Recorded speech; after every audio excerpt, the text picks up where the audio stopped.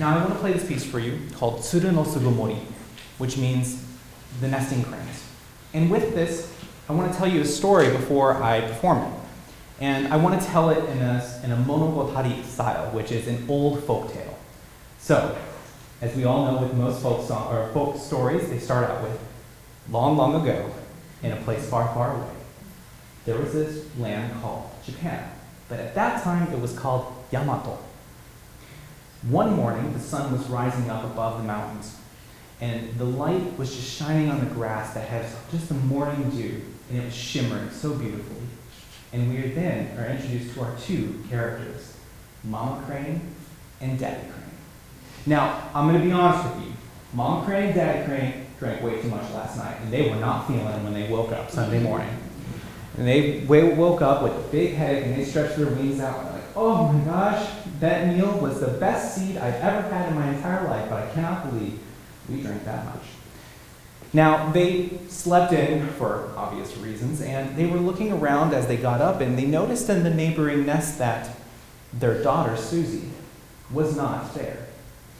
Now, Susie is a rambunctious child. She likes to make decisions on her own. So they didn't really think that much of it, but they knew when she gets back home in a little bit, we're going to give it to her this time.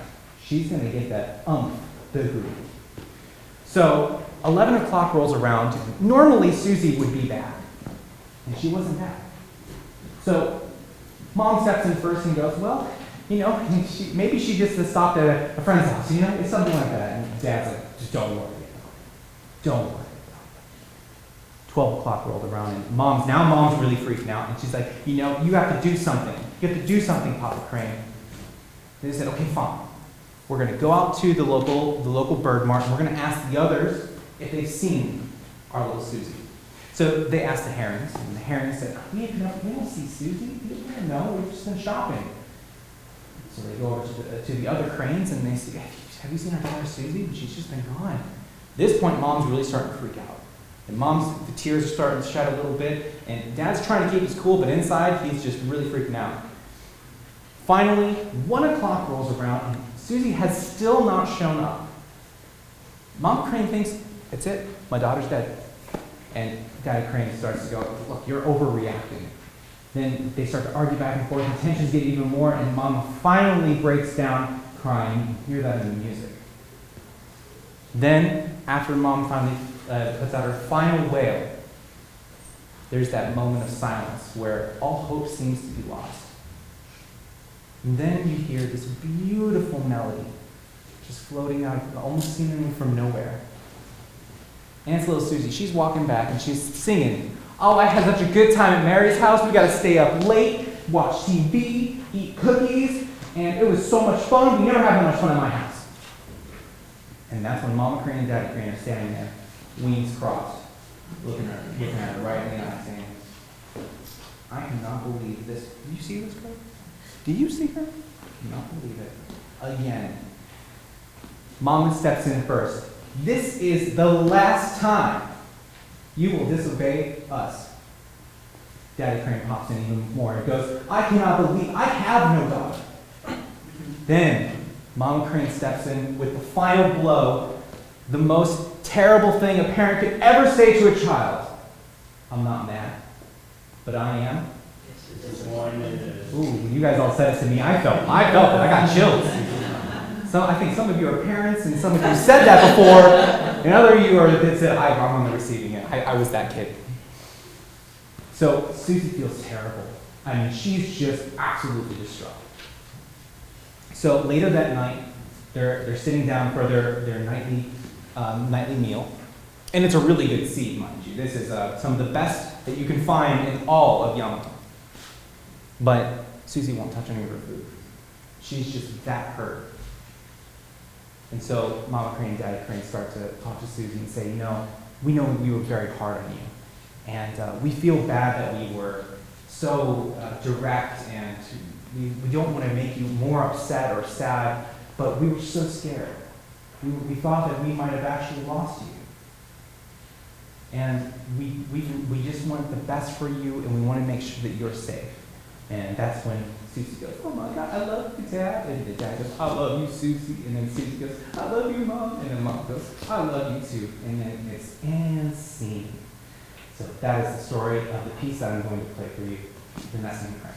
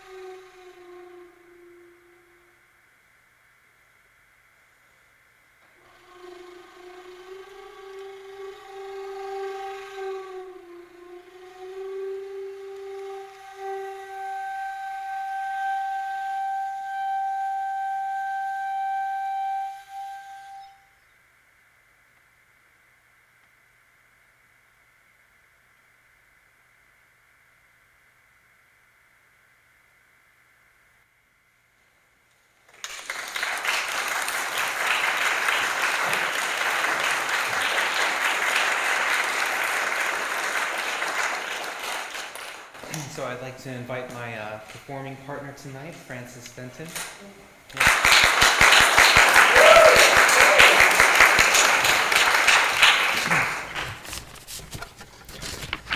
So just a quick note on this piece. I won't talk as much as I talked before.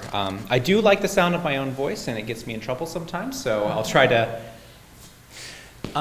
this piece was originally, this is one of the first major works for voice that I wrote, and it's quite extensive because it's almost being 20 minutes long, and I wrote it for a colleague at the Cleveland Institute of Music.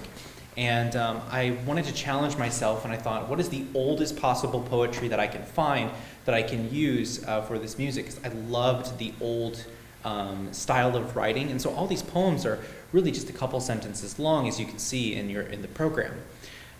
So I'm highlighting a lot of colors and moods and gestures, and I tried to mix the like amazing bel canto style, which Francis is just incredible at, with a little bit of the folk singing style from Japan.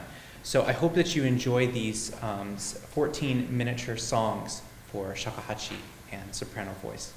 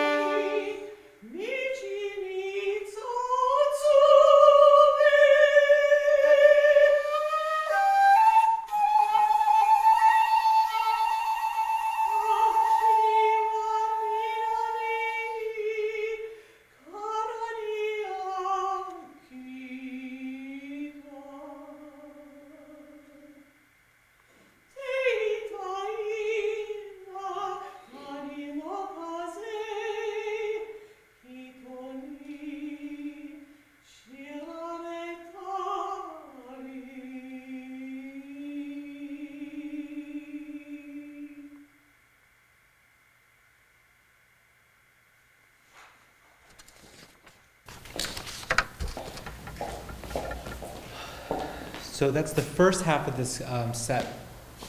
And because it is a lot of singing, well, we'll take just a short little break for Francis. And I want to tell you a little bit more about the inspiration in writing this piece. At this time when I was working on this composition, I had a specific singer in mind that I was writing for, as well as thinking of what are all the possible colors? How can I express the voice of the Phoenix show? And what is the voice of the Phoenix show?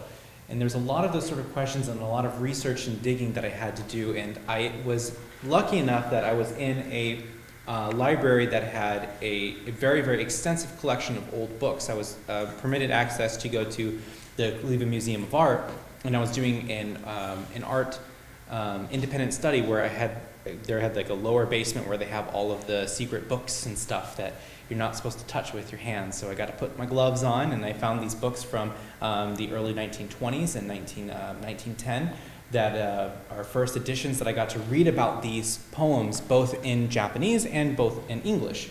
So it was really helpful to start to understand what some of these old elements were. And for example, one of the pieces is named Taizan. And I was struggling because I was like, I've never heard of this mountain, Taishan, in Japan. Where could this thing possibly be? And I spent like a good 3 weeks trying to find it on Japan, and I realized it's actually in China, because that was a Chinese poem.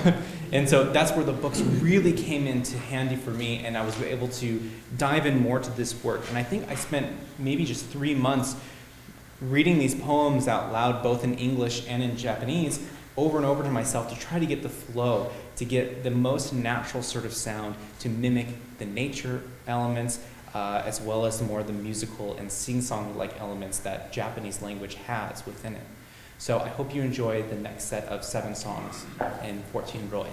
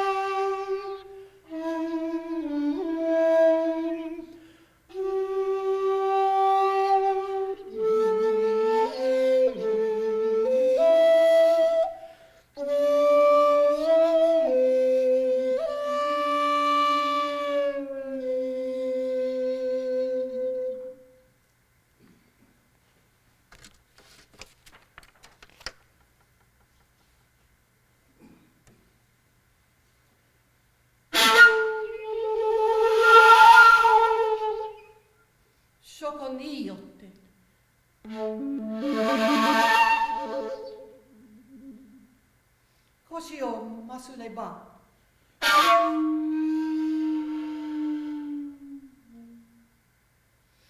背の緑丁寧見てる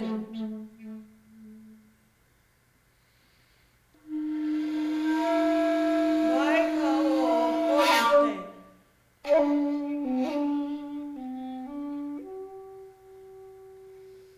壁に差し挟めば4月の吹き込むに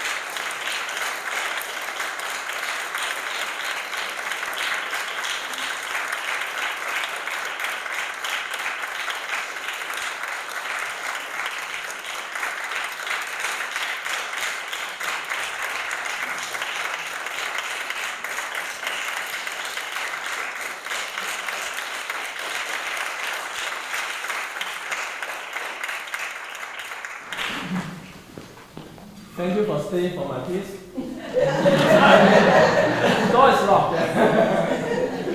Right? Well, I'm the composer, Stephen Yip, and also I'm the faculty of Computing Community College. And then the next piece, episodes of Ranker. I pretty much composed it and dedicated to two of my colleagues, great performers, great Shakuhachi master and great vocalists. Yeah. And this piece, I have, you can see the title. And the poem is originally from Baso. Baso is a poet, Japanese poet in a long, long time ago, medieval period. Yeah. So and then he composed haiku. He composed haiku. So when we have about a related subject of a short poem, and they call a ranga. Ranga is R-E-N-G-A.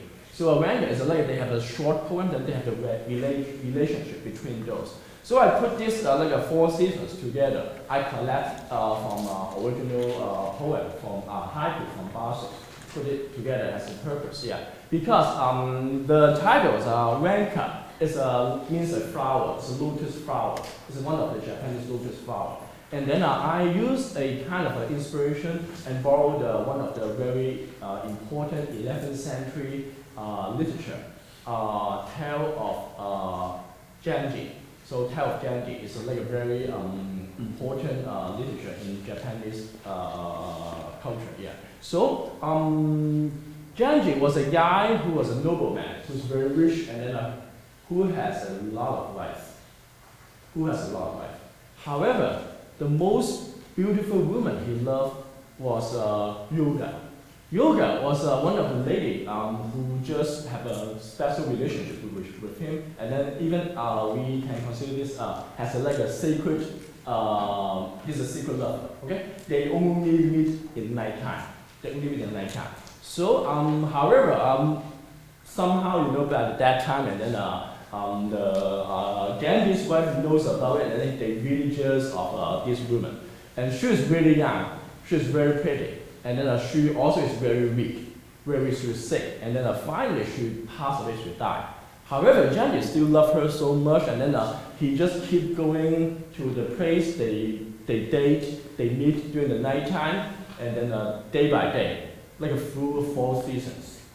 So even though this is not just a love story, it's a ghost love story. So if you Google Yoga, you can see her picture. It's a ghost picture. You can still see it's like a weak, very shared woman, young lady, and then she's a ghost. And then Gandhi still keep meeting her in the nighttime. So, well, long story, but I used there's a 3 volumes of this Tale of Gandhi. Yeah. So and then anyway, this I'm just cover pictures. I'm not saying Francis is Yoga, and Shawn is Gandhi. Yeah. But however, just cover by my inspiration, just capture these 2 characters. Charles Francis is very beautiful. You can check.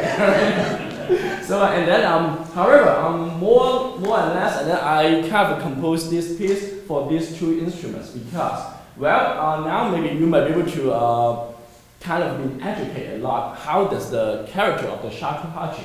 It carries a lot of sound and noise, not just like a fundamental primary tone, not like a Western flute, not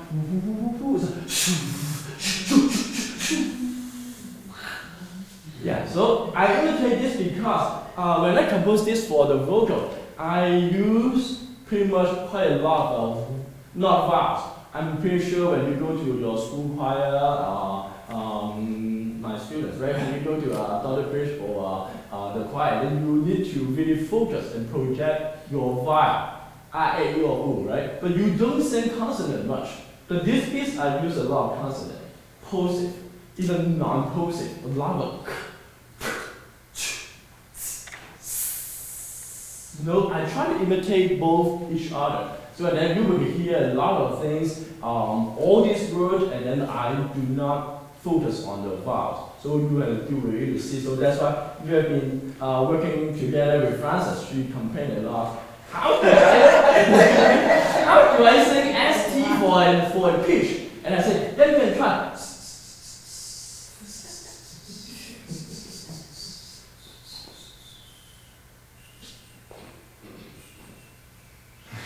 And it's kind of something like that. So and then anyway, Finally, I think it worked out pretty well. I hope you enjoy my piece and have a good evening. So before we're done, and then if you have any instrument about this instrument, Shakuhachi, you can stay over and then we can discuss. If you want to take some lessons, talk to him.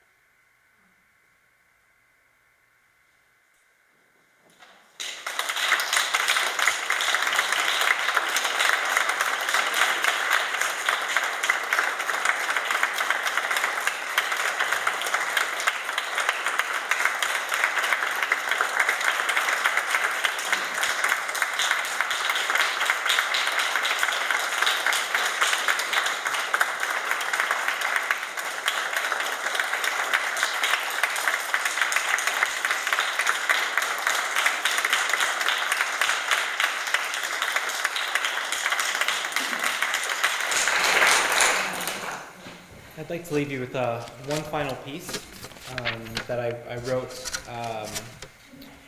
when I was, I think, 21.